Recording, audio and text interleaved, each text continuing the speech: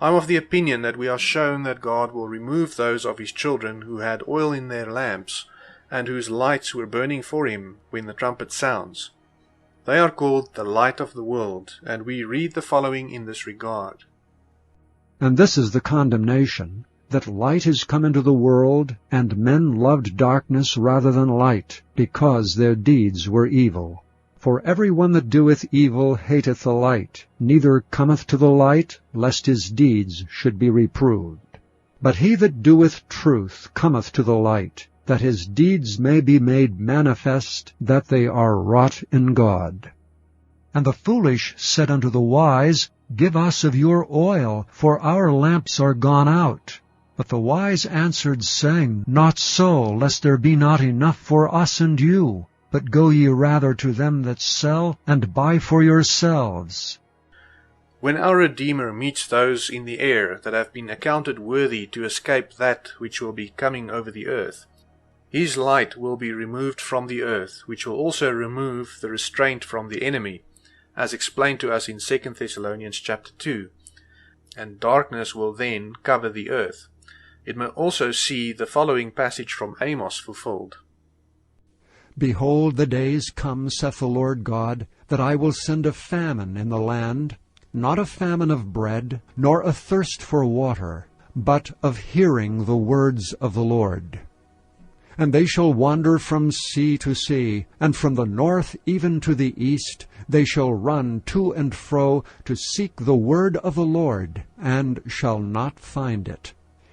This could very well be the time during which those who dwell on the earth will experience what it is to live without the light that God gives, and where they can experience what life is like when God is completely removed from the picture, and where evil rules unrestrained.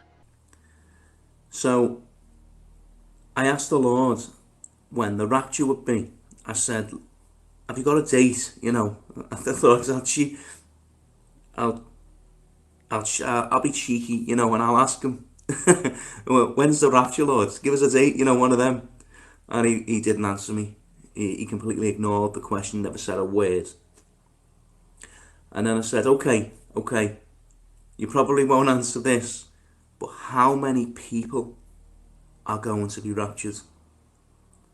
And he answered me. He said 10% of 11%, and that was it. And I'm like this. In my dream, I'm scratching my head. I'm like, 10% of 11% of what number? And I was like, Lord, what number? And he repeated it again. 10% of 11%, but it was more stern, as if to say, don't ask me again. I'm like, okay, I'm sorry. And then I woke up out of my dream. If my understanding of what is said in this clip is correct, only 10% of those who are alive and who believe in Jesus as being the Son of God will be taken from the earth in the rapture, while 90% of those who call themselves Christians will remain behind to discover that they had no oil in their lamps, and that they relied in part on what they did for God to save them, instead of placing 100% of their trust in Jesus for their salvation, or that they did not fear God as they should have. According to this word that our brother Lee received, only 11% of the world's living population are Christian, and only 10% of that 11% will be taken in the rapture. That relates to about 90 million people that are alive on the earth today, which is really just a drop in the ocean.